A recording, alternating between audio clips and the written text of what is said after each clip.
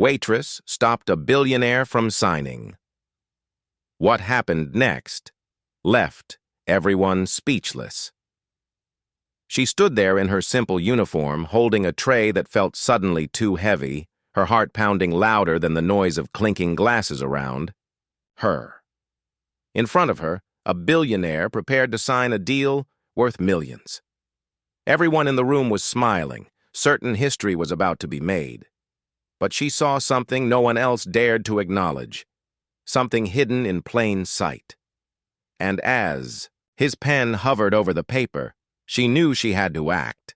A single warning, spoken at the right moment, would either ruin her life or reveal the truth that could silence an entire room. The evening had been painted as glamorous, a private banquet at a luxury hotel, crystal chandeliers reflecting golden light across silk tablecloths. The kind of room where power thrived, where money dictated who mattered and who didn't. For most, it was an untouchable space.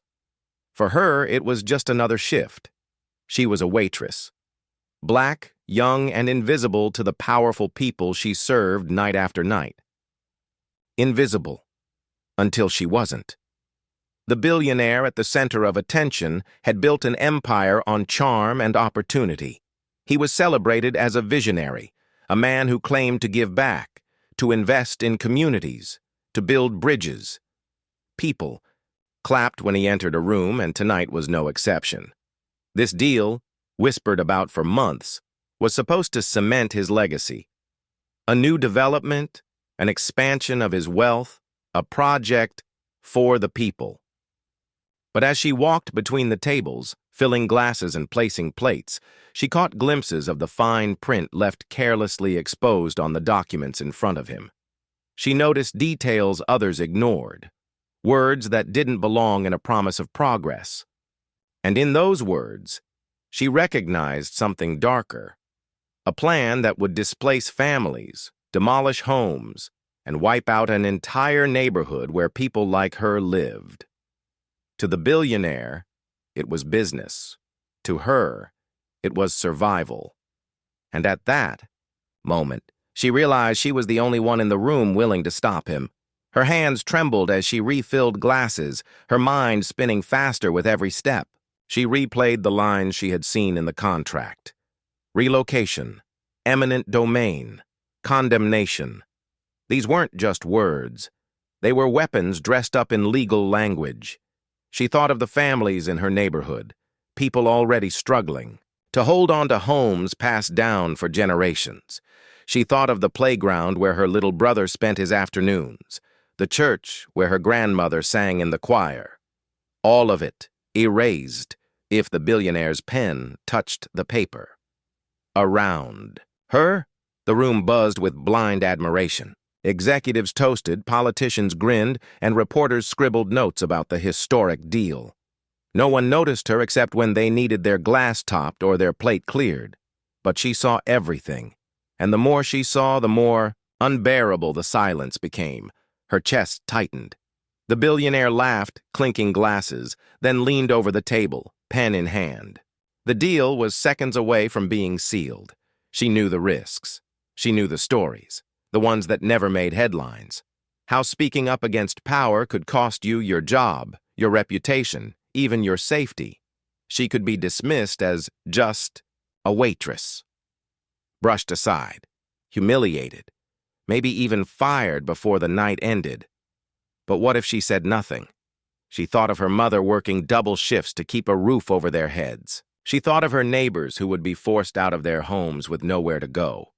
Her silence would make her complicit, and that was a burden she could not carry.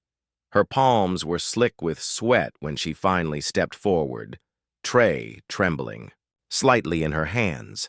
She was close enough now to see the billionaire's pen scratching toward the signature line. The chatter dimmed in her ears, drowned out by the roar of her heartbeat.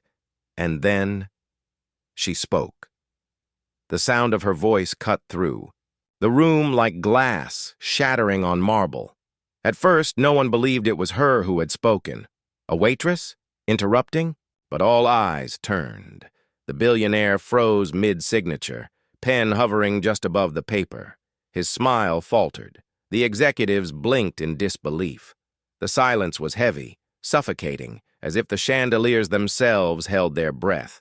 She had said only a few words, enough to stop him, enough to shift the air in the room. The billionaire's expression hardened, annoyance flashing in his eyes. He was a man unaccustomed to being challenged, least of all by someone he considered beneath. Him, for a moment, she thought he might laugh it off, dismiss her as nothing more than background noise. But then murmurs rippled through the crowd. Guests leaned forward, hungry for drama, for scandal, for anything that disrupted their polished evening. And she stood there, unshaken now, her spine straight, her eyes unblinking. She had no prepared speech, no rehearsed lines, only the truth. She knew the weight of what lay in that contract, and she refused to let it slip by unnoticed. The billionaire, sensing the crowd's attention, lowered his pen. He didn't sign. Not yet. The power she felt in that moment wasn't loud or triumphant. It was quiet, defiant, unmovable. A single act of resistance that shifted an entire room. The deal was not signed that night. The papers remained on the table, untouched, as whispers filled the hall. Some criticized her, calling her reckless, unprofessional, out of line. Others watched with uneasy silence, unwilling to admit what they knew deep down, that she was right. She left the room with her job uncertain, her future fragile, but she carried something far greater than fear. She carried dignity. She carried the knowledge that when no one else had the courage to speak, she did.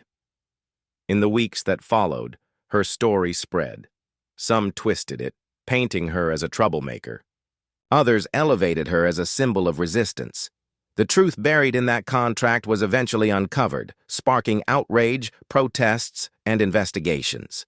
The billionaire's reputation cracked, and the deal that was supposed to cement his legacy was never signed.